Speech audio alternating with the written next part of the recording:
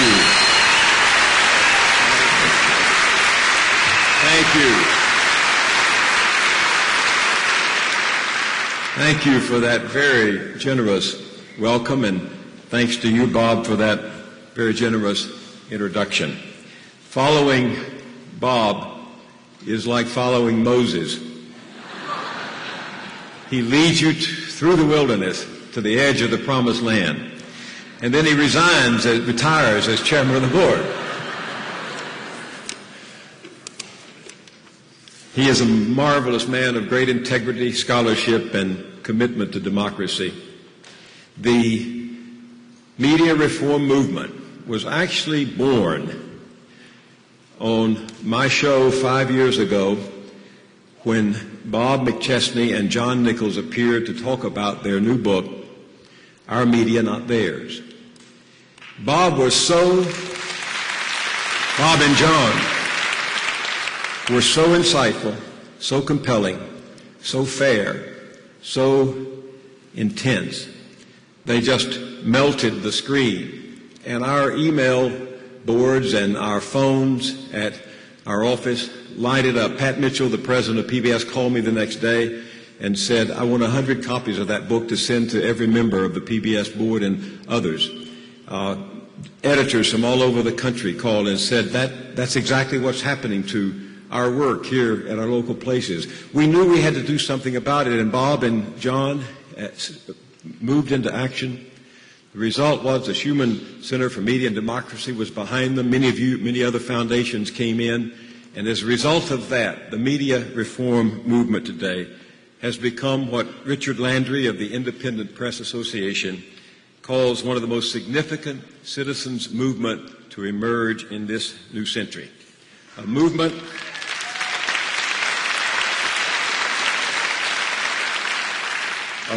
to challenge the stranglehold of mega media corporations over our press, and to build alternative and independent sources of news and information that people can trust. Here we are again, and our numbers are growing. We were 1,700 in Madison 4 years ago, 2,500 in St. Louis a year later, 3,200 in Memphis last year, and now here in St. Paul we're 3,500 and counting. That's amazing.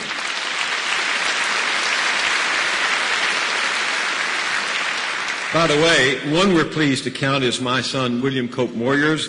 Some of you know him. He's become a national spokesman for the treatment and recovery movement.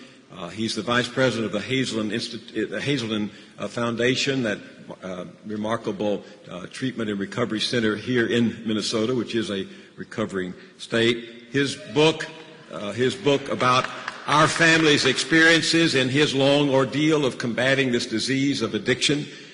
His book is called Broken, became a bestseller last year, and his message is the same one that the media reform message proclaims so consistently, that nothing is ever broken that can't be fixed if enough people are committed.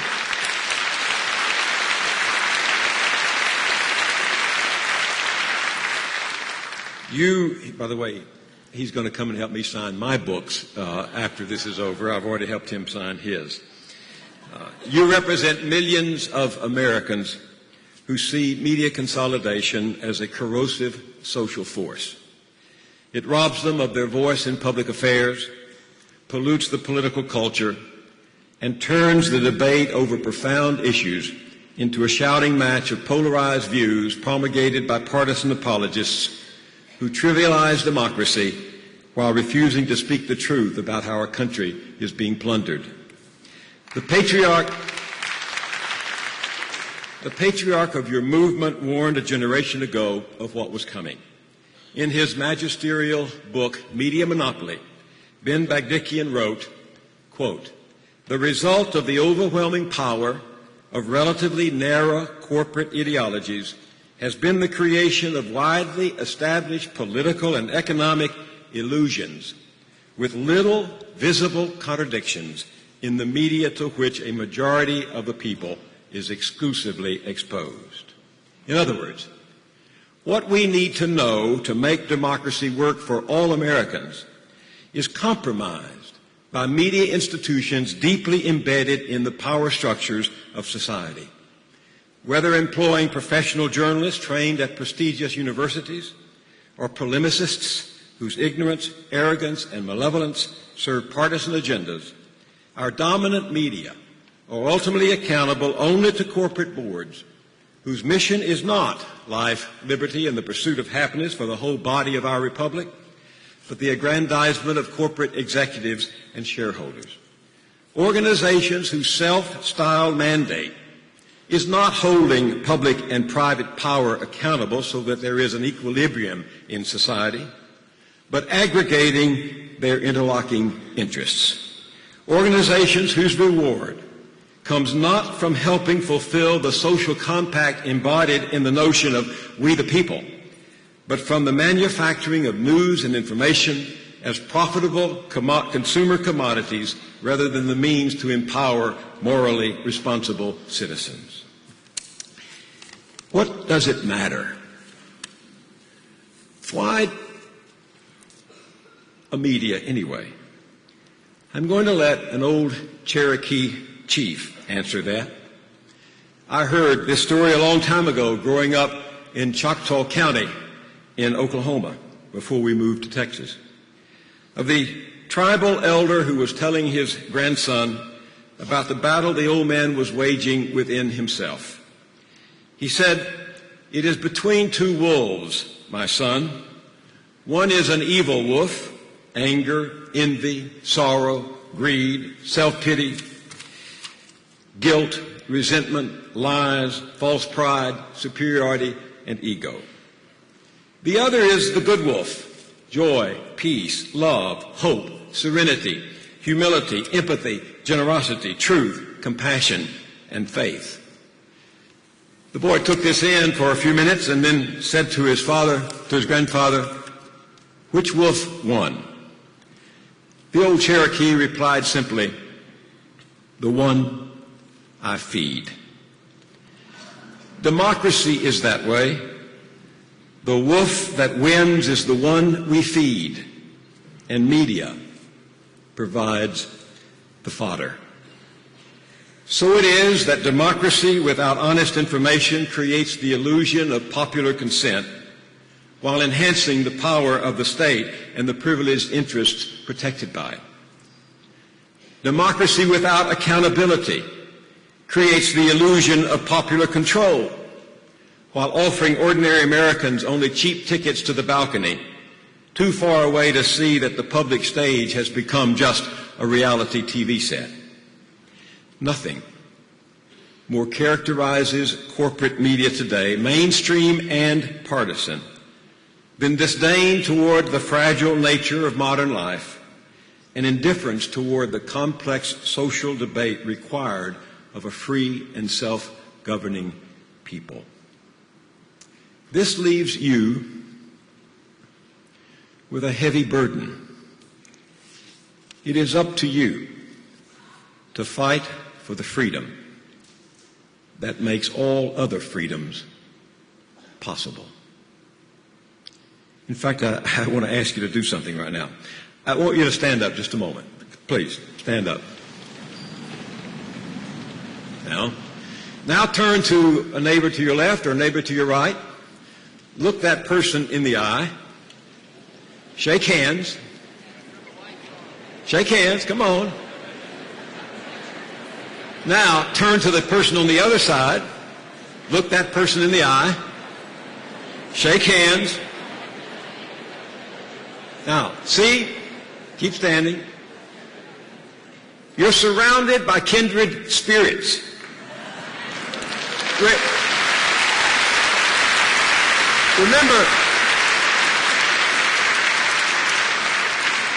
Remember this when you go home and continue the fight.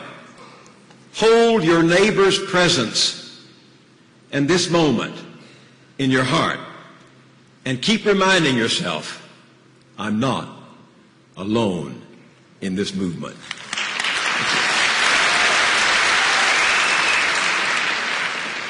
In numbers, there is strength. and with strength comes success. It was just 5 years ago that millions of Americans, aroused by the nascent movement of which you're a part, bombarded Washington to protest the F.C.C's decision to radically lower the barriers to corporate media consolidation. Last year, the Bush administration tried again. Their majority on the F.C.C. resurrected the plan to permit one company to control our large city's newspaper and broadcast stations. Those stalwart servants of the public interest, Commissioner Michael Copps and Commissioner Jonathan Edelstein,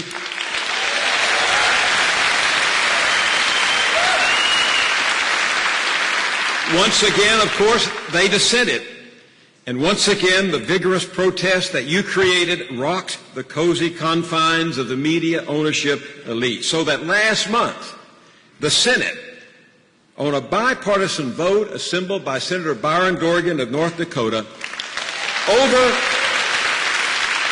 overwhelmingly passed a resolution of disapproval countering the F.C.C's decision. But even as we meet, the administration is pressing to give the conglomerates more control, from newspapers and broadcast television to satellite radio, to rewarding some of the most valuable remaining swaths of our public airways to two of the largest telecommunications companies, to mergers and acquisitions by the biggest digital media giants. Inspired by free press, Save the Internet, a bipartisan coalition, has become crucial to the fight to keep the World Wide Web a bastion of free speech. For example, when the cable giant Comcast, which has just bought my old newspaper Newsday, tried this spring to pack an F.C.C. hearing room on network neutrality by literally hiring strangers off the street to ensure that advocates of net neutrality would not be able to participate, Save the Internet and its supporters helped expose the ruse. Soon after, there was a new hearing, this time without the gerrymandering seating by opponents of an open Internet. Now Congressman Ed Markey has introduced a bill to advance network neutrality, and it's also become an issue in the presidential campaign. Be vigilant. Be vigilant. The fate of the cyber commons is up for grabs here. The future of the mobile web and the benefits of the Internet as open architecture. We'll lose that fight without you, because the antidote, the only antidote to the power of organized money in Washington, is the power of organized people at the net roots.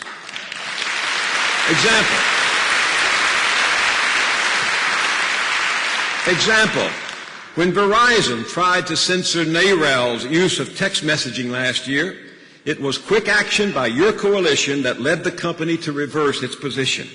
Your efforts also led to an F.C.C. proceeding on this issue.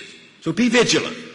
Wherever the Internet flows, on PCs, cell phones, mobile devices, and very soon to a new digital television set, we must assure that it remains an open and non-discriminatory medium of expression, what our friend Jeff Chester calls truly a digital democracy. But it's going to take more than just hopes that the new media will deliver up what we have never fully realized with the old. And the clock is ticking. By 2011, the market analysts tell us the Internet will surpass newspapers in advertising revenues. With MySpace and Dow Jones controlled by Rupert Murdoch, Microsoft determined to acquire Yahoo, and with advertisers already telling some bloggers your content is unacceptable, we could see the potential loss of what's now considered an unstoppable long tail of content offering abundant, new, credible, and sustainable sources of news and information.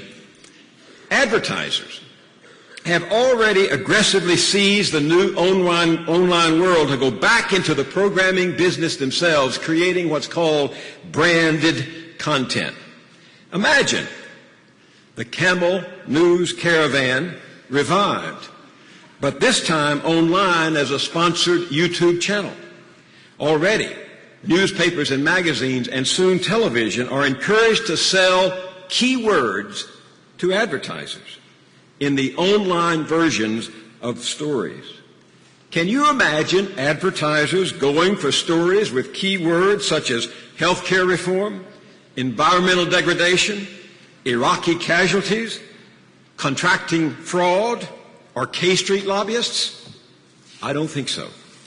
So what will happen to news in the future as the already tattered boundaries between journalism and advertising is dispensed with entirely, and as content, programming, commerce, and online communities are rolled into one profitably attractive package? Last year, the investment firm of Piper Jaffray predicted that much of the business model for new media would be just that kind of hybrid. They called it communitainment. Communitainment. Oh, George Orwell, where are you now that we need you? Here I wanted to tour very briefly to implore you to take up the cause of public broadcasting as one of your priorities in this digital age. I know. Public broadcasting is deeply flawed, too bland, too timid, too risk-free, too marginalized by tribalism and the furies of political and ideological pressures. But it remains, with community broadcasting, the one national programming service, ostensibly free of commercials and commercial values. I was present at its creation. I've spent most of my adult life in its vineyards, and I still believe it could yet fulfill the promise held out for it by the visionary E.B. White, who 40 years ago imagined it addressing itself to the ideal of excellence, not to the idea of acceptability, and devoted to restating and clarifying the social dilemma and the political pickle. In some ways, public broadcasting has lived up to its potential, and in other ways, it is not. But our shortfalls have been due largely to the long-standing softness of funding and policy support, continued attacks on our editorial independence, and by the struggle to survive, which is a great leveler. In this area of deregulation, the myths of the marketplace have prospered as our opponents agree that the private system really can provide all that is necessary, or that the public interest is what the public is interested in. So as the commercial voice of the mega media companies has been loud, strident, threatening, and clear, the voice of public broadcasting has become a relatively small whisper. Neither Congress nor the F.C.C. have seen fit to provide public media the requisite policy support. But as you know so well, by comparison, the private, commercial, cable, DBS, and telecommunications industries have been able to use their vast resources to shape the public agenda. And as a result, their operations have been almost totally deregulated. They've been given substantial public assets at no cost and with few obligations to their licenses, and they've been allowed to integrate vertically and to consolidate ownership across radio, television, and newspapers. Against that mighty armada of power and influence, public broadcasting has had little to work with. But you can make a difference. I'm not asking for uncritical support. The strength of free press as an organization is its independence from its funders and from even its friends.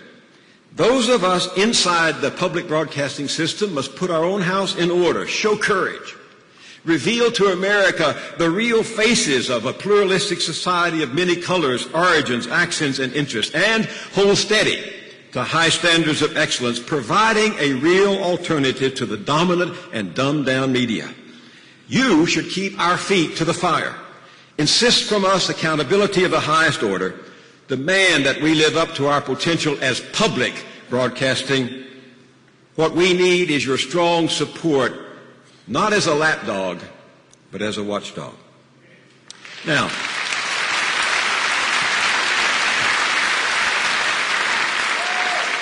you know as well as I that all across the media landscape, the health of our democracy is imperiled. Buffeted by gale-force winds of technological, political, and demographic forces, Without a truly free and independent press, this 250-year-old experiment in self-government will not make it. I am no romantic about journalism. Some of my best friends are journalists. We are all fallen creatures like everyone else. But I believe more fervently than ever that as journalism goes, so goes democracy. Yet, as mergers and buyouts change both old and new media, bringing a frenzied focus on cost-cutting while fattening the pockets of the new owners and their investors, we are seeing journalism degraded through the layoffs and buyouts of legions of reporters and editors. Advertising Age reports that U.S. media employment has fallen to a 15-year low. The Los Angeles Times alone has experienced a withering series of resignations by editors who refuse to turn a red pencil into an editorial scalpel. The new owner of the Tribune Company, the real estate mogul Sam Zell, recently toured his new property, the Los Angeles Times newsroom, telling employees that the challenge is, how do we get somebody 126 years old to get it up? Well, said Zell, I'm your Viagra. I'm not making this up. He told his journalists that he didn't have an editorial agenda or a perspective about newspapers' roles as civic institutions. I'm a businessman, he said. All that matters in the end is the bottom line. Just this week, Zell told Wall Street analysts that to save money, he intends to eliminate 500 pages of news a week across all of the company's 12 papers. That could mean eliminating some 82 pages every week just from the Los Angeles Times. What will he use to replace reporters and editors? He says to the Wall Street analyst, I'll use maps, graphics, lists, rankings, and stats.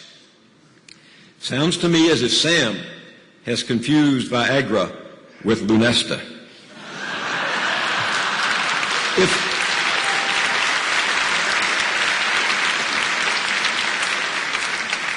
If you missed it, pull up the perceptive but disheartening eulogy for journalism written as an op-ed earlier this year by former Baltimore Sun journalist and creator of HBO's The Wire, David Simon. Writing in the Washington Post, Simon explained, is there a separate elegy to be written for that generation of newspaper men and women who came of age after Vietnam, after the Pentagon Papers and Watergate? For us starry-eyed acolytes of a glorious new church, all of us secular and cynical and dedicated to the notion that though we would still be stained with ink, we were no longer quite wretches. Where is our special requiem? Bright and shiny we were in the late 1970s, packed into our bursting journalism schools, dog-eared paperbacks of all the president's men and the powers that be atop our Associated Press style books. No business school called to us, no engineering lab, no information age computer degree. We had seen a future and substance of bylines and column inches. Immortality lay in a 5-part series with sidebars in the Tribune, the Sun, the Register, the Post, and the Express. But it's not just about us journalists. Simon goes on to chronicle the effect that cross-cutting and consolidation has had in the business and on the communities where those businesses have made so much money. He says, I did not encounter a sustained period in which anyone endeavored to spend what it would actually cost to make the Baltimore Sun the most essential and deep-thinking and well-read account of life in Central Maryland. The people you needed to gather for that kind of storytelling were ushered out the door, buyout after buyout. Or pull up the perceptive analysis on the state of newspaper journalism in the recent New Yorker, written by my good friend Eric Alterman. Quote, it is impossible not to wonder what will become of not just news, but democracy itself, in a world in which we can no longer depend on newspapers to invest their unmatched resources and professional pride in helping the rest of us to learn, however imperfectly, what we need to know. What we need to know. For example, we needed to know the truth about Iraq. The truth could have spared that country from rack and ruin, saved thousands of American lives and hundreds of thousands of Iraqi lives, and freed hundreds of billions of dollars for investment in the American economy and infrastructure. But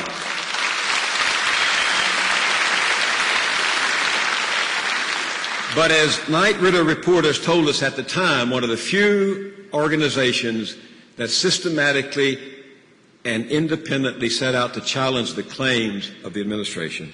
As the Knight Ridder reporters told us at the time, as my colleagues and I reported in our documentary on PBS, Buying the War, as Scott McClellan has now confessed, and as the Senate Intelligence Committee confirmed just this week, the administration, with the complicity of the dominant media, conducted a political propaganda campaign using erroneous and misleading intelligence to deceive Americans into supporting an unprovoked war on another country, leading to a conflict that, instead of being over quickly and bloodlessly as predicted, continues to this day into its 6th year. We now know that a neoconservative is an arsonist who sets the house on fire and 6 years later boasts that no one can put it out. You couldn't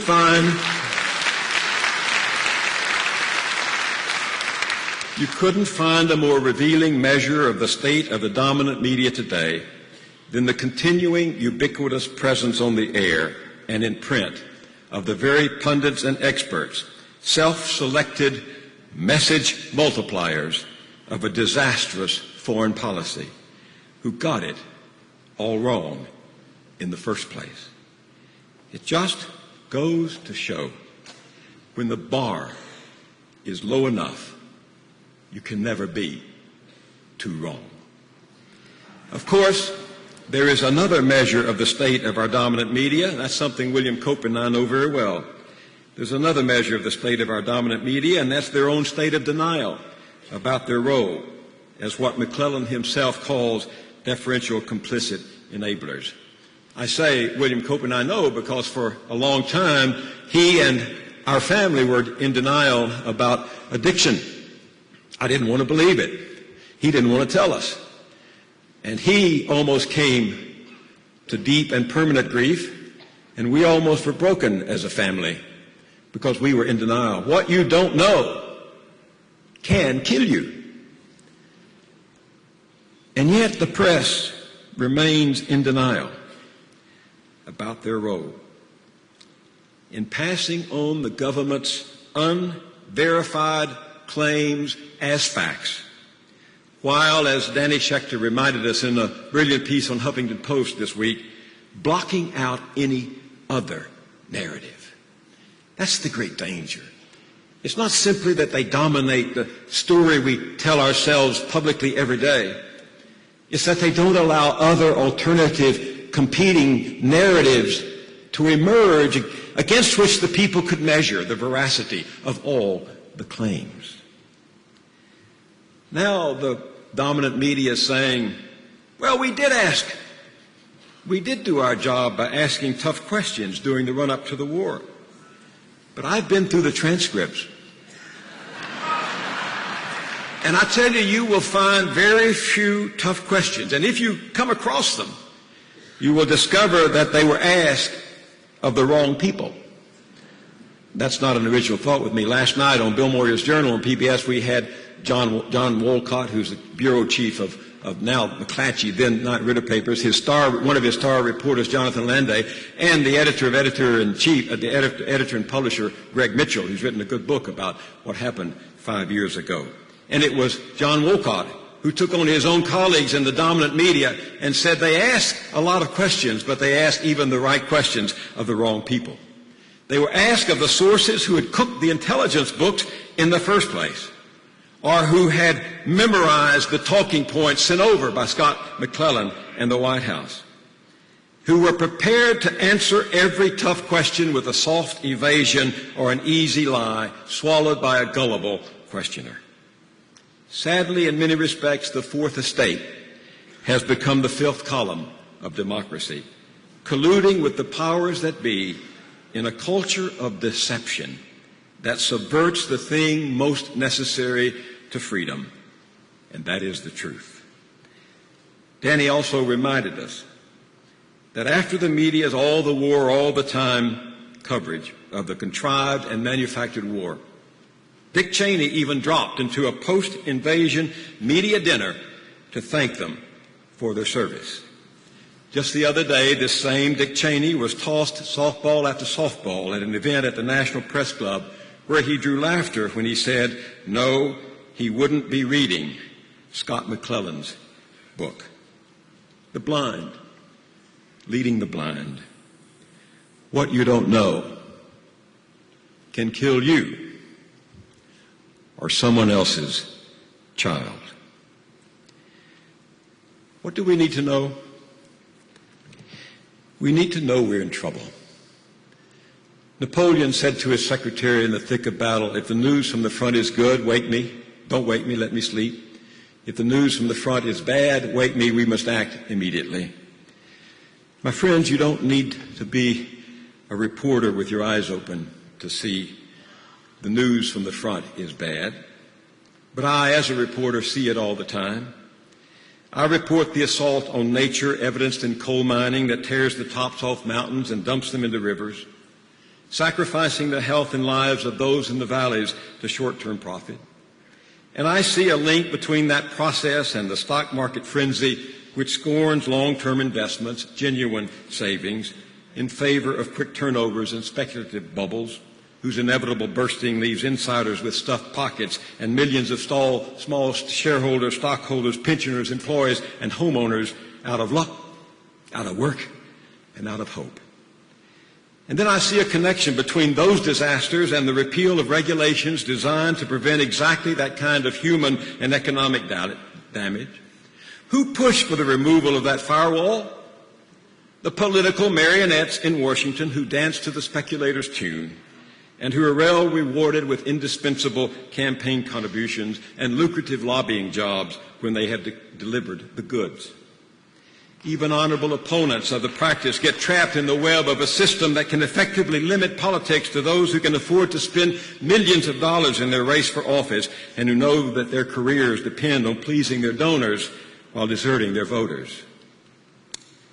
Then I draw a line to the statistics that show real wages lagging behind prices, the compensation of corporate barons soaring to heights unequaled anywhere among other industrialized democracies, the greatest income inequality since the Roaring '20s, the relentless cheese-paring of federal funds devoted to public schools, to retraining workers whose jobs have been explored, and to programs of health care, all of which snatch away the ladder by which Americans of scant means but willing hands and hearts could work and save their way up to some middle-class security.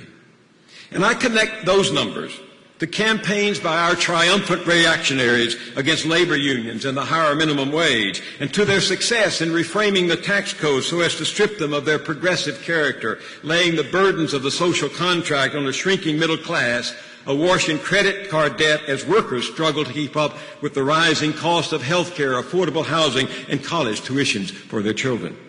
While huge inheritances go untouched, tax shelters abroad are legalized, and the rich get richer and with each increase in their wealth are able to buy themselves more influence over those who make and execute the laws. Edward R. Murrow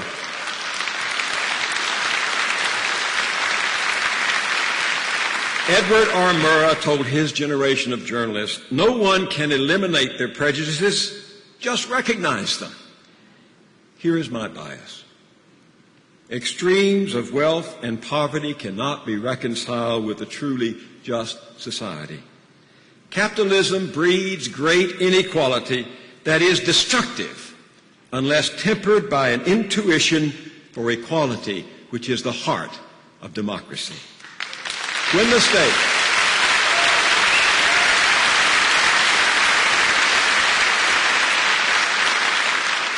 When the state becomes the guardian of power and privilege to the neglect of justice for the people who have neither power nor privilege, you can no longer claim to have a representative government.